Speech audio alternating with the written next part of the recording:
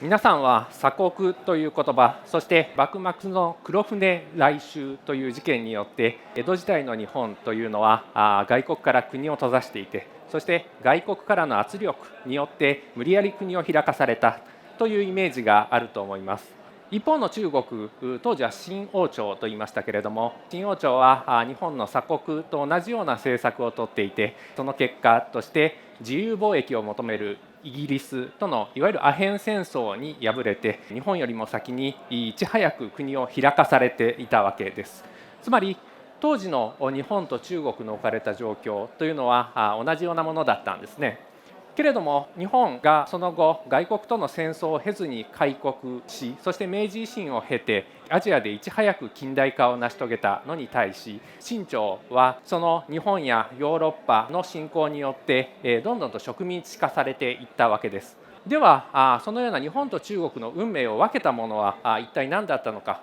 それは情報、そして情報に対する意識の差であると考えています。当時の日本は鎖国下にあったとはいえ、長崎出島には定期的に外国の貿易船がやってきて、そして外国の書籍を入手し、外国の知識を吸収していました。また外国の貿易船がやってくると、長崎の奉行はその船長たちから聞き取りを行って、そうして海外情報を収集し、その内容を風説書きと呼ばれる報告書にまとめて、そして長崎から幕府江戸の方に報告していたわけです。幕府はそれによって清朝がアヘン戦争に敗れて大変な目に遭っている、そしてヨーロッパは恐ろしいんだということを事前に学んで、そしてその結果として開国という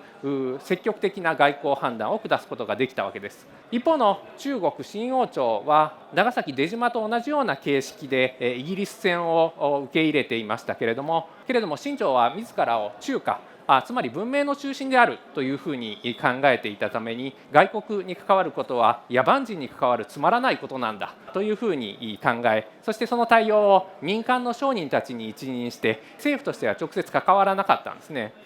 結果として清朝は適切な外交判断を下すための情報というのを得ることができず、その結果としてアヘン戦争の開戦、敗戦、そして植民地化という道をたどっていったわけです。つまり情報によって外交判断に影響を与えて、そして国家の運命すら左右する、情報が国家の命運を左右するというのは現代にも通じる課題であると思います。